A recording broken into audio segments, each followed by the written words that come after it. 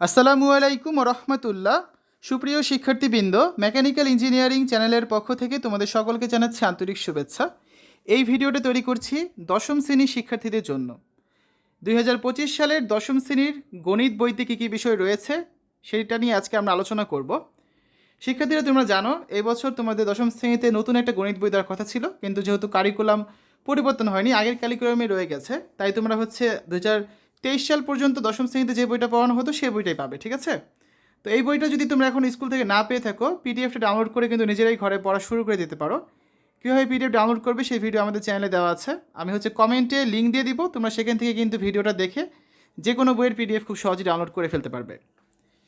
জাতীয় শিক্ষাক্রম ও পাঠ্যপুস্তক বোর্ড কর্তৃক 2013 শিক্ষাবর্ষ থেকে নবম ও দশম শ্রেণী পাঠ্যপুস্তক রূপে এই বইটা কিন্তু নির্ধারিত হয়ে আসছে। আর একটা কথা, দশম শ্রেণীর কোনো আলাদা বই হয় না, নবম দশম শ্রেণীর একটা বই হয়। যেহেতু এবছর তোমরা এক বছর পরে পরীক্ষা দেবে, তাই তোমাদের এই বই থেকে একটা শর্ট সিলেবাস দেওয়া হয়েছে, যেটা ইতিমধ্যে তোমরা পেয়ে গিয়েছো। 2025 শিক্ষাবর্ষের জন্য এই বইটা কিন্তু পরিমার্জিত করা হয়েছে, কিছু কিছু পরিবর্তন আনা হয়েছে। এবং যারা শর্ট সিলেবাসের ভিডিও দেখোনি, আবারও বলছি, কমেন্টে লিঙ্ক দেওয়া থাকবে, সেখান থেকে তোমরা কিন্তু ভিডিওগুলো খুব সহজেই দেখে নিতে পারবে। ওকে, দেখো সূচিপত্রে দেখি আমরা কী কী বিষয় রয়েছে।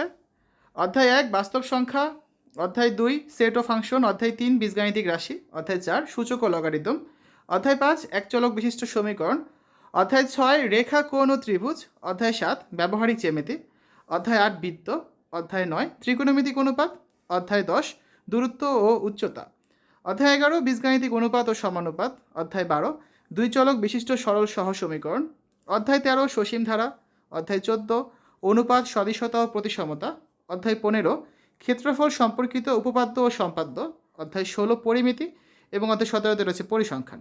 সবশেষে উত্তরমালা দেওয়া আছে, এছাড়াও পরিশিষ্ট এবং স্মরণীয় কয়েকজন গণিতবিদের কথা বলা আছে। এখন এই 17টা অধ্যায় তোমাদের কিন্তু পড়তে হবে না।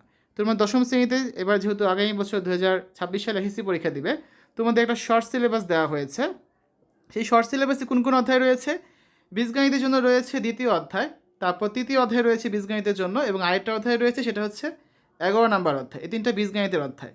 জ্যামিতির জন্য রয়েছে, যতটুকু আমার মনে আছে, অধ্যায় 7 এবং অধ্যায় 8। তারপর ত্রিকোণমিতির জন্য রয়েছে অধ্যায় 9, পরিমিতির জন্য রয়েছে অধ্যায় 16, আর পরিসংখ্যানের জন্য অধ্যায় 17। এই মোট 8টা অধ্যায় রয়েছে, যতটুকু আমি রিমেম্বার করতে পারছি। তারপর তোমরা যেহেতু লিঙ্ক দেওয়া আছে প্লেলিস্টের কমেন্টে, সেখান থেকে দেখে নিতে পারবে। তো আমরা যদি দ্বিতীয় অধ্যায় যেটা রয়েছে সেট ও ফাংশন, একটু দেখি অধ্যায়টা কীভাবে সাজানো হয়েছে, তোমরা একটা ধারণা পাবে তাহলে। অধ্যায় 2 সেট ও ফাংশন।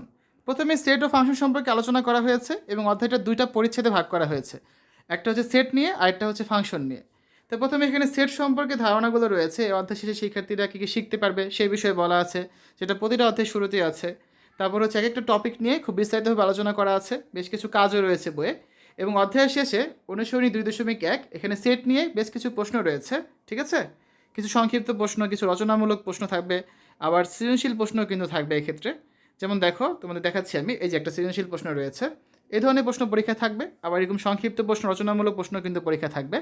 এবং অধ্যায় 2.2 যেটা, পুরো অধ্যায়ের শেষে কিছু বহু নির্বাচনী প্রশ্ন কিন্তু রয়েছে। তো এভাবেই করে কি বইটা সাজানো হয়েছে। যেহেতু 8টা চ্যাপ্টার রয়েছে, পুরো বছর ধরে এই বইটা পড়তে হবে তোমাদের। তাই যারা এখনও বইটা স্কুল থেকে পাওনি, তারা চাইলে পিডিএফ ফাইলটা ডাউনলোড করে কিন্তু পড়তে পারবে। আবারও বলছি, কমেন্টে লিঙ্ক দেওয়া আছে, সেখান থেকে ভিডিওটা দেখে তোমরা খুব সহজেই যে কোনো বইয়ের পিডিএফ ডাউনলোড করে পড়া শুরু করে দিতে পারবে। শিক্ষার্থীরা, আজকের এই ভিডিওতে আমরা দশম শ্রেণীর 2025 সালের গণিত বই নিয়ে আলোচনা করেছি। আশা করি তোমাদের কাছে ভিডিওটা ভালো লেগেছে। আমাদের চ্যানেলের অন্যান্য ভিডিওগুলো দেখার আমন্ত্রণ জানিয়ে আজ এখানে বিদায় নিচ্ছি। আল্লাহ হাফেজ।